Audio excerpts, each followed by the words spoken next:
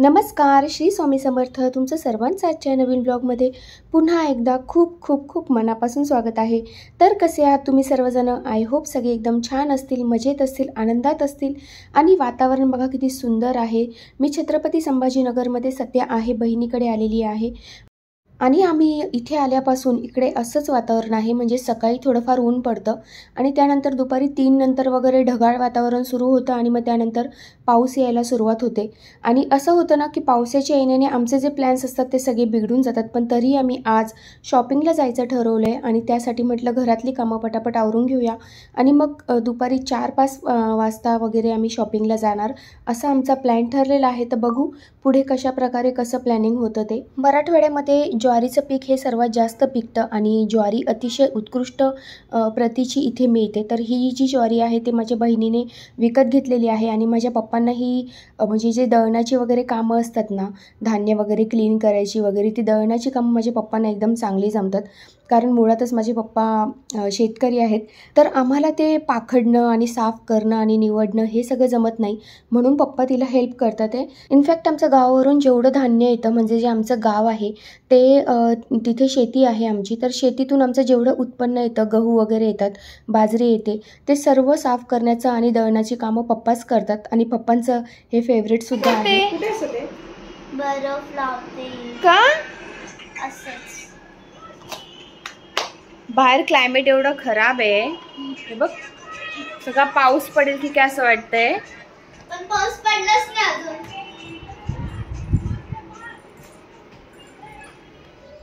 कुठे गेली सारा? दाखव. काय करते? कुठे लावणार बर्फ? माहित नाही. तोंडाला? माहित नाही.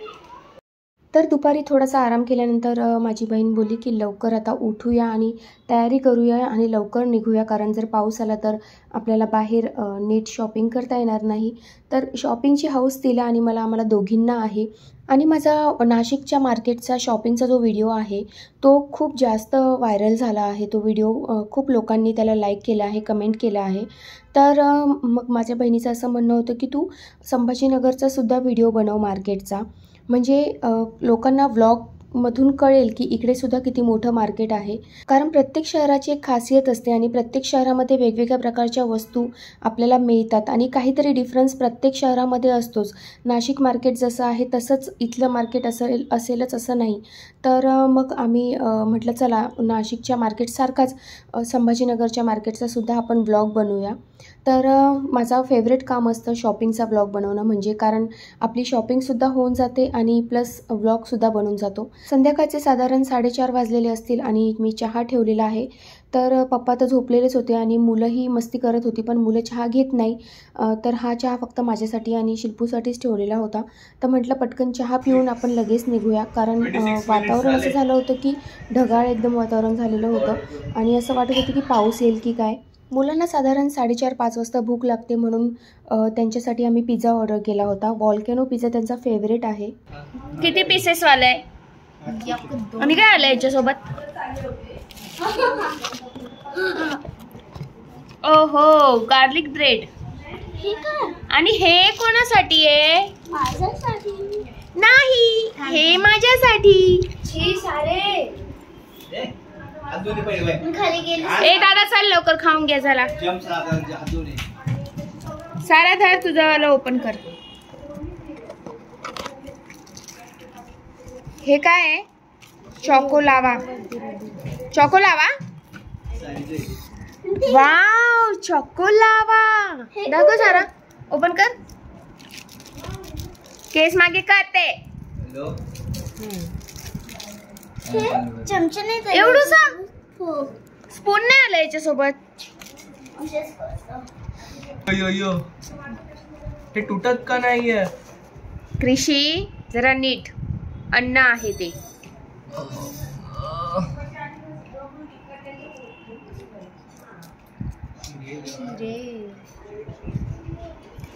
कसं आहे? टेस्टी? पप्पा तुम्हाला टेस्ट करायचं आहे? खाऊन बघा ना पप्पा, पिझ्झा आहे. चपाती भाकर हो. भाकर आहे बाबा. पप्पा ती भाकर नसते पप्पा, तो पिझ्झा आहे. भाकर काय गोड आहे का वरचं? नाही. खाऊन तर बघा ना, इटालियन डिश आहे ती, इटालियन पिझ्झा. भारी आहे ना, भारी आहे ना, कर सांगा. कसं आहे पप्पा? ते वरचं खाऊ ते विचित्र वाटलं. अरे देवा, विटलेले आहे बोलतात. चलो हम भी कुछ टेस्ट कर लेते हैं. व्हाट इज दिस? विटलेलं आहे म्हटलं.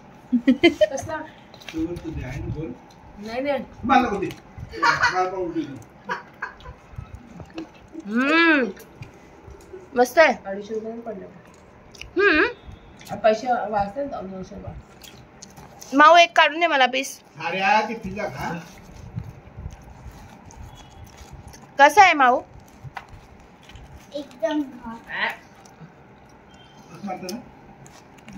ऑलिव्ह पण असतं याच्यामध्ये. हे बघ, हे ऑलिव्ह आहे. मी पण थोडासा पिझ्झा टेस्ट केला व त्यानंतर आम्ही निघालेलो आहोत शॉपिंगसाठी. शिल्पू आणि मी निघालेलो आहोत. तर पाऊस वगैरे तर काही येत नव्हता, पण असं ढगाळ वातावरण झालेलं होतं. तर म्हटलं आता बाहेर तर निघायचंच आहे, मग विचार करायचा नाही. साधारणतः 15 ते 20 मिनटामध्ये आम्ही मार्केटमध्ये पोहोचलो.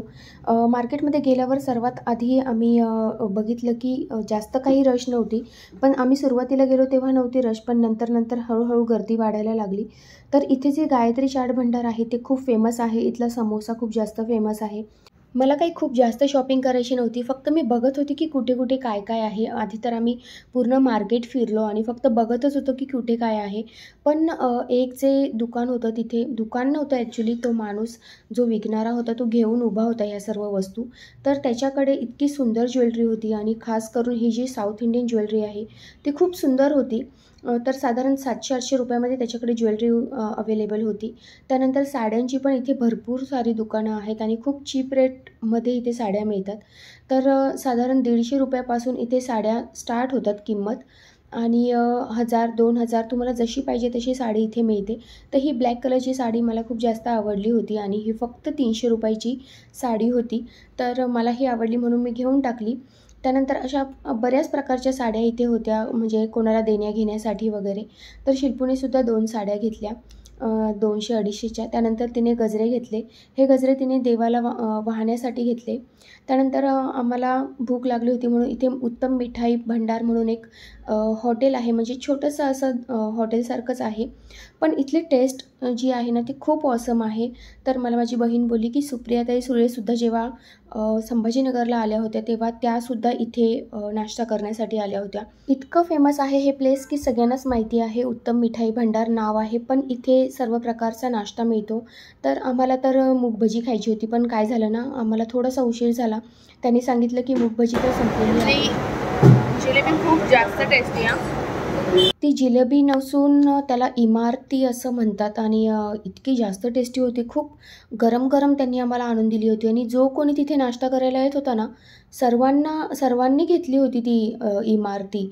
आणि त्याची जी टेस्ट होती ना ती खूप वेगळी होती. म्हणजे प्रत्येक जिल्ह्याची एक खासियत असते ना टेस्ट, तशी वेगळीच टेस्ट होती. तर एकदम पोटभर आम्ही नाश्ता केला.